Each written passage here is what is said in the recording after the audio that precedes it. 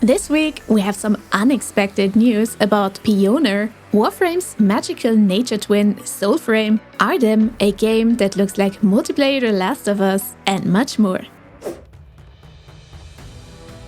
Servers crashing, infinite loading screens, random progress wipes, and enemy AI that behave like it's still 1995.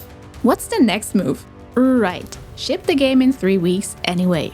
These issues are just a few among many that surfaced in the last PIONER open beta. And while the game was supposed to release sometime in 2025, the dev post on Steam addressing these problems gave us every reason to believe it wouldn't launch anytime soon. That's also why we didn't showcase it in our December monthly. All the more surprising then when they announced this week that the game is launching into early access mid-December. If you haven't heard about it yet, PIONER is an ambitious post-apocalyptic MMO set on the 50-plus square kilometer island of Tartarus, mixing survival RPG mechanics with tactical FPS combat.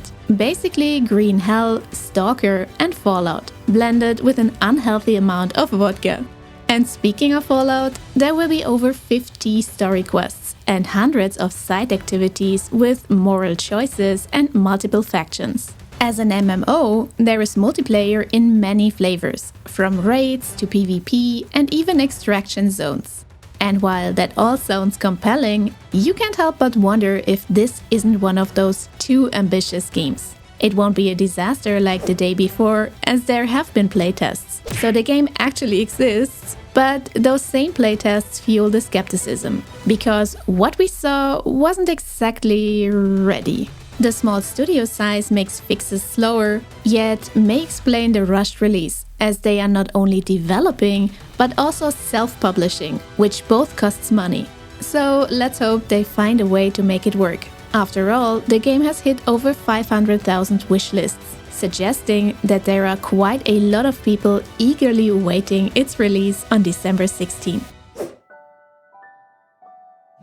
It has been quite some time since we last talked about Soulframe, but the devs have been anything but lazy. Quite the opposite, really. They have rolled out several updates already, yet still consider the game firmly in alpha. A nice change of pace given what we just talked about in the previous section.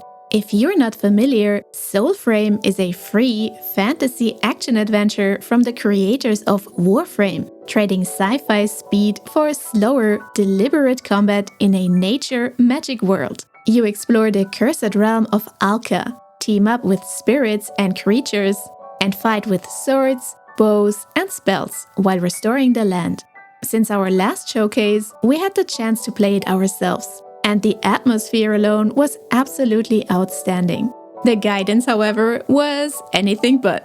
And while we grew up playing games with zero handholding, we still found ourselves lost more often than not. The fact that certain things magically worked the moment we tried them in single player might suggest it wasn't entirely our fault.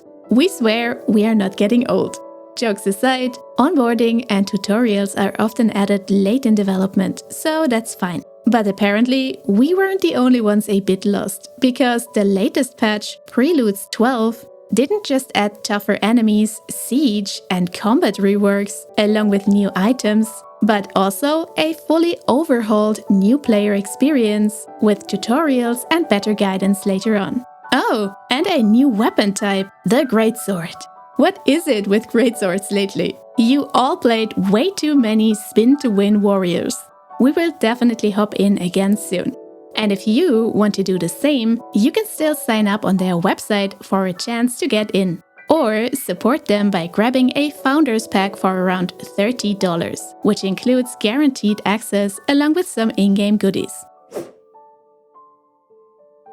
As huge fans of The Last of Us, we had this one on our radar for quite some time. And with the latest trailer, they absolutely nailed that post-apocalyptic atmosphere.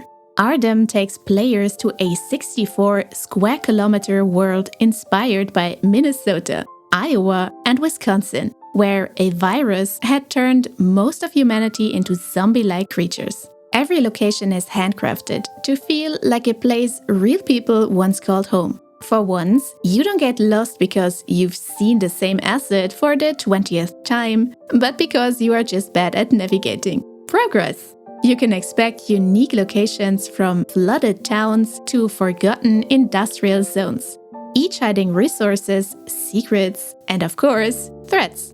With a map of this size, you might argue it surely can't be all handcrafted. But think of it like the real world. There's plenty of space between towns. So yeah, surprisingly, there won't be 25 Walmarts ready to loot within the next 3 kilometers. You can play ARDEM solo, in co-op, or online with up to 64 players, and even host your own servers. The gameplay centers around immersive, everyday survival, with crop farming, hunting, and fishing to stay alive. There will be base building with, and we quote, exceptional creative freedom, including dynamic electricity systems and player actions that can reshape the world's structure permanently. You can even drive vehicles if you manage to find one that still works, or maybe repair one. Zombies are not your only problem, as temperature and weather directly affect survival, requiring proper clothing to stay warm, dry, and protected. And of course, there are other people. Ugh. Since PvP can be an option too. I can already hear the "don't shoot" followed by a barrage of gunshots. Now, with all that said, the game is a huge sandbox, which can go both ways, depending on its core gameplay loops. But if the team's vision is anything to go by, we would say they are on the right track. And we can't wait to play The Last of Us in co-op. No exact release date has been confirmed, other than sometime in 2026.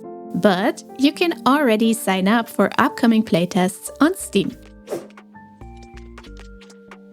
Albion Online's new Realm Divided update gives faction warfare a complete overhaul, replacing its old, slow-burning region grind with a much more active, player-driven campaign. Instead of simply holding regions for passive bonuses, players now earn supplies through small objectives. Clearing bandit camps or locking down outposts lets solo players contribute just as much as larger groups. These then directly feed into large province battles and, eventually, full fortress sieges. Like a war domino. Travel has been streamlined too, with cheap faction transports making it far easier to join ongoing conflicts. Altogether, a neat addition that prevents long stalemates and lets something happen everywhere all the time. The Old Peace is coming to Warframe across all platforms on December 10th. This is a narrative-driven update that builds on the original storyline, guiding players through cinematic quests that explore the very beginnings of the conflict between Orokin and the Sentients. It's bringing the new Warframe, Uriel, as well as 3 proto-frames, which are humans that haven't fully transformed into Warframes. There's also a new 21-floor endgame mode, as well as a new weapon class. After the single-player playtest this summer received a warm response, Star Rupture has finally announced its multiplayer playtest. We talked about the game a while ago, and while it reminds us a lot, and we really do mean a lot, of Satisfactory, that's not necessarily a bad thing. We enjoyed that one quite a bit. If you want to join the co-op playtest, make sure to sign up on Steam. And if you were a part of the previous playtest, you'll be invited automatically. If hero shooters ever felt a little too orderly for your taste, Marvel Rivals now offers a remedy. For its first anniversary, the game introduced an 18 versus 18 domination mode, letting a total of 36 players battle it out on the new Grand Garden map. Forget tactics, this is just pure madness. The Forever Winter is celebrating its first anniversary, and to mark the occasion, you can now add a new location to your hideout, the bar. Naturally, it doesn't come for free. This is still a post-apocalyptic world after all. Once you have secured it, you'll need to upgrade the place, stock it with alcohol, and keep your patrons happy. And there you were, thinking you would finally get a drink for yourself.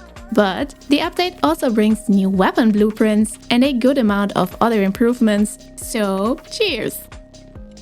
after hitting almost 200,000 concurrent players at launch on Steam in June, Dune Awakening's population has declined to around 7,000 over the last 6 months. Now, the devs have decided to address low population and empty servers in the coming weeks. Players will be able to migrate to a preferred server with their base, inventory, vehicles, and character progress intact.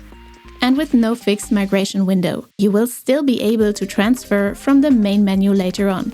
In the meantime, the devs are focusing their work on Chapter 3, which will not only continue the story, but also introduce more activities for solo and co-op players. But we will have to wait and see what that means in detail. Inzoi is another game that saw a sharp player drop not long after launch. But wait, it's a single-player game, right? Well, instead of shutting anything down, the team is going in the opposite direction. After the game director received an unexpected visit from none other than the South Korean President Lee, the two played the game together and Lee casually pointed out that it really needs multiplayer. So now that's officially on the roadmap. But when we say the same, Krafton doesn't care. Figures. I guess that's what it looks like when a country actually supports its gaming industry. About 2 months after launch, Dying Light the Beast just got its biggest update yet, bringing more than 400 fixes for quality of life, performance, and more, but also a new Game Plus mode that can be repeated multiple times. Also, once you reach level 15, all XP now goes into Legend levels, a new endgame progression system that expands the base skill tree. The Legend system also introduces new weapons and some skins. And lastly, ray tracing for PC is finally here, but only recommended if your PC is the beast as well, or if you need some additional GPU-powered heating in your room. If you love open world survival, but the zombies in Dying Light are missing some magic touch, RuneScape Dragon Wilds, the community-driven RPG which launched into early access in April, is getting a magical farming update in December. You've seen farming games before, but have you ever seen a sorcerer conjuring rain clouds to water the crops? See? Magical. And even better, you can tend to the fields with your friends. This is all part of the Fell Hollow expansion update, which brings more content, including a new region. Also, they have just announced that they've gathered a new team that's dedicated to crafting more quests for Dragon Wilds, which will release alongside the other major regular content updates.